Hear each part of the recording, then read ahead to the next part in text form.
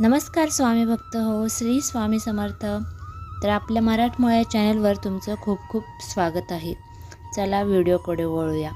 प्रत्येकाच्या जीवनामध्ये काही ना काही अडचणी येतच असतात आणि आपण शास्त्रामध्ये दिले गेलेले उपाय देखील करीत असतो, परंतु काही वेळेस त्या उपायांचा आपल्याला फरक जाणवत नाही, म्हणजेच त्या अडचणी आपल्याला कमी होत नाहीत।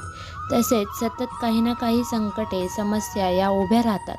तसे आपल्या मनातील इच्छा देखील काही अपूर्ण असेल तर पूर्ण व्हावी असे आपल्याला मनोमन वाटत असेल, तर आज मी तुम्हाला स्वामी समर्थांचे 11 गुरुवारचे व्रत सांगणार आहे। हे 11 गुरुवारचे व्रत जर तुम्ही अगदी मनोभावे श्रद्धेने स्वामी समर्थांवर विश्वास ठेवून जर केले, तर यामुळे तुमच्या मनातील इच्छा असतील त्या इच्छा पूर्ण नक्कीच होणार आहेत। तर हे 11 गुरुवारचे व्रत करायचे कसे हे आपण आता जाणून घेऊयात। तर मित्रांनो, तुम्हीही 11 गुरुवारचे व्रत हे कोणत्याही गुरुवारपासून चालू करू शकता। यासाठी आपल्याला कोणत्याही पोथीची देखील आवश्यकता नाही। तर तुम्ही गुरुवारी पहाटे लवकर उठून स्नान वगैरे करून देवघरासमोर स्वामींच्या मूर्तीसमोर बसायचे आहे।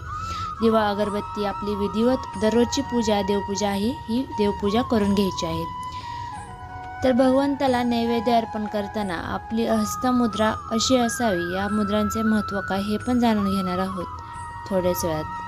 तर नंतर स्वामींना हात जोडून तुम्ही प्रार्थना करायची आहे। आपल्या ज्या काही अडचणी असतील, समस्या असतील, संकटे असतील किंवा ज्या काही इच्छा पूर्ण व्हाव्यात असे वाटत असेल, तर त्या इच्छा स्वामींना सांगायच्या आहेत आणि मनोभावे स्वामींना नमस्कार करायचा आहे। आणि गुरुवारच्या दिवशी तुम्ही उपवाससुद्धा करायचा आहे, म्हणजेच या उपवासामध्ये तुम्ही फक्त फळे खाऊ शकता किंवा मीठ सेवन करायचे नाही। आणि तुम्ही गुरुवारचा उपवास केल्यानंतर आणि संध्याकाळच्या वेळेस दिवा अगरबत्ती करून झाल्यानंतर तुम्हाला श्री स्वामी समर्थ या मंत्राचा 11 माळी जप करायचा आहे। गुरुवारचे व्रत करण्यासाठी आपल्याला कोणत्याही पोथीची अजिबात आवश्यकता नाही। फक्त तुम्ही सकाळी देवपूजा झाल्यानंतर स्वामींसमोर प्रार्थना करायची आहे। संध्याकाळी श्री स्वामी समर्थ 11 माळी जप करा। असे तुम्हाला 11 गुरुवार करायचे आहेत। जर तुम्हाला 11 गुरुवारच्या या व्रताच्या काही गुरुवारी अडचण आली, तर तुम्ही त्या दिवशी फक्त उपवास करा। त्या दिवशी तुम्ही स्वामींना प्रार्थना करायची नाही किंवा मंत्रांचा जप देखील करायचा नाही। फक्त त्या दिवशी तुम्ही उपवास करा आणि तो गुरुवार आपल्या 11 गुरुवारमध्ये अजिबात धरायचा नाही। तो गुरुवार सोडून द्यायचा आणि दुसऱ्या गुरुवारपासून परत तुम्ही आपले हे व्रत चालू ठेवू शकता।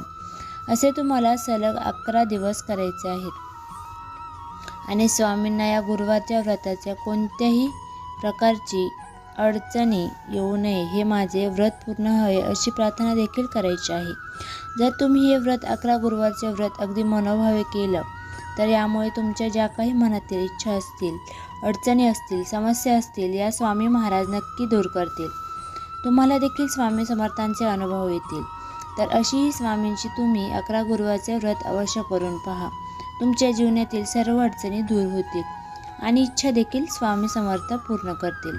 श्री स्वामी समर्थ महाराज की जय। तर मित्रांनो, आमच्या पेजचा अंधश्रद्धा पसरवणे हा उद्देश नाही, फक्त भारतीय समाज मान्य असलेल्या कथा विधी तुमच्यापर्यंत पोहोचवले जातात। हे आमचे व्हिडिओ कोणत्याही प्रकारची अंधश्रद्धा भडकवत नाही। या व्हिडिओमध्ये केवळ माहितीसाठी उद्देशून आहे। श्री स्वामी समर्थ।